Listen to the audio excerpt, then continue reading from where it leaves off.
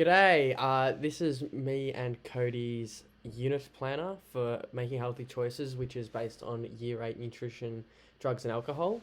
So we utilise the UDL guidelines. There's a fair few benefits to this. It engages more students in the learning concept when compared to regular learning environments. This also eliminates barriers in the learning environment through multimodal and representational learning. UDL also assists in showing teachers the variety of needs of their students because obviously lots of students learn lots of different ways and need to be assessed in different ways to show their learning. It enhances students' abilities to succeed in the classroom because obviously they're able to learn in their particular learning style and present assessment in that learning style. So whether students want to be writing down and taking tests or they want to stand up and give a presentation or something like that, that's allowed. It also increases students' satisfaction with learning and the motivation to come to school and learn. This was also backed up by Shalley et al. From 2011. They stated that students are more happy to come to school more often and want to engage in learning when their specific learning style is in the classroom. There is also a little graphic that I'll pop on the screen right now. And this basically just is the regular testing format in schools and basically what UDL isn't. We're going to hand it over to Cody now, who has the limitations of the UDL. So the limitations of the UDL framework, firstly, there's a lot of pressure from schools to utilise standard testing rather than multiple choices for assessment. As a big sort of overview, it is a lot easier for schools to utilise one mode of assessment. Obviously, across the classroom, there may be between 20 to 30 students. So changing those methods of assessment may be a bit hard and a bit difficult and may increase planning time for teachers. Time pressure for teachers to create a curriculum that utilises UDL and the resources needed as well. So again, comes down to a lot of the time constraints with teachers. They only have a specific amount of contact hours that they will be teaching or planning. So therefore, if you're trying to increase this time to then taper to the different needs of students that learn in different ways, it can create a bit more time for teachers to be doing that planning. It's hard to remove all standardised testing from units such as mathematics and to move to multimodal assessment. Just because of the nature of some of these subjects, it can be a bit hard to change to those different types of assessment. Funding needed to create multiple resources to ensure students are able to choose learning styles for each type of activity. Different styles will obviously need a bit more funding. So, for example, currently in the schools, a lot of it is written work. So to therefore change to some learning styles that are more hands-on, the access to resources aren't exactly as readily available as those ones for written forms. I'll hand over to Ben again just to show where exactly we've shown features of the UDL in our plan, starting with his nutrition unit. Yeah, thanks, Cody. So basically, in my nutrition unit, I utilise multiple modes of learning. So this could be collaborative, visual, such as a video which we're going to do, explicit teaching, student-led, as well as physical movement in the classroom. More importantly, the final assessment was a choice of student representation. So obviously they will have to complete the same task, but they could choose how they wanted to present that information. However, there's one limitation to my unit, and that is that all of these tasks were not presented in every single lesson. So students were given different ways in which they could learn and complete tasks.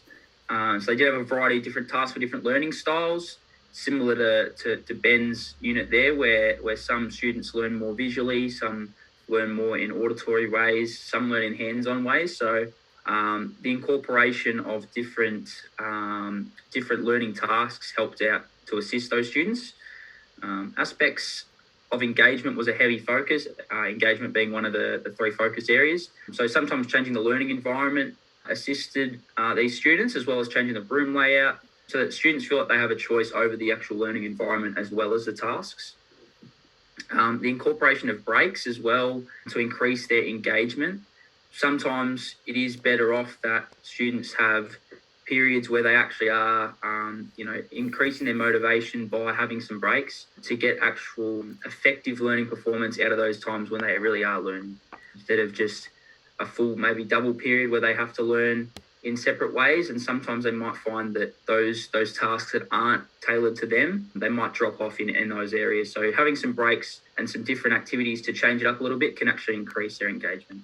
Ben's just going to talk about the teaching and learning cycle also very quickly. Great, thanks, Cody. So this framework allows for easy access of planning for classwork, as you can address all areas of the content in a student-centered approach. So this is a cycle that shows how learning occurs for students and is utilized to structure units through different activities. There's five areas of this cycle. It's where is the learner now? Within this stage is how will I find out where the learner is now? Do my learners have particular needs? Next, where is the learner going? So what is the content or skill that you are teaching and why is it important? You have to make sure that you make all curriculum and ideas important for students for them to be engaged. How will they get there is the next stage. So how can I make this relevant, effective and engaging for the students?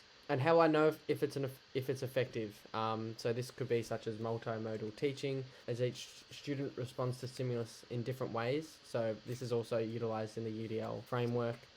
And lastly, how will I find out? No, sorry, second last. So this could be through testing and stuff like that to ensure that we know where the students are going from pre and post learning and where are they going next. So what are they learning from here on out? And this is backed up by a couple of authors. So Irving et al. 2020 and Brown and Abel 2013 and one other individual study that I cannot pronounce their surname, so I'm not going to mention that. I'm going to handball back over to Cody, and he's going to show us where we utilise this cycle in our units. Yeah, so Ben's just going to scroll down to our learning, to our lesson plans. It was really important that we really factored in the teaching and learning cycle in our unit.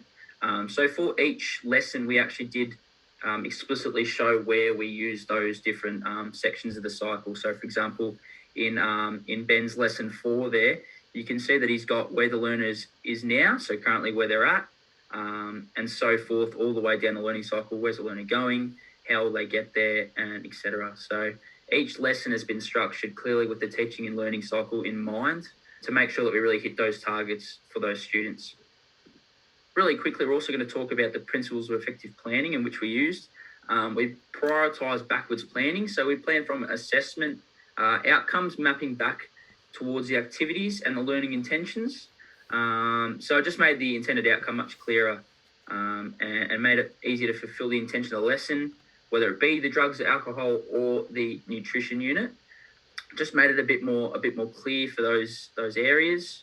And then we could taper those different activities to what students' needs were. Great, thanks, Kay. We've run out of time, so we're going to have to stop there. So cheers, I guess. Yeah, thank you.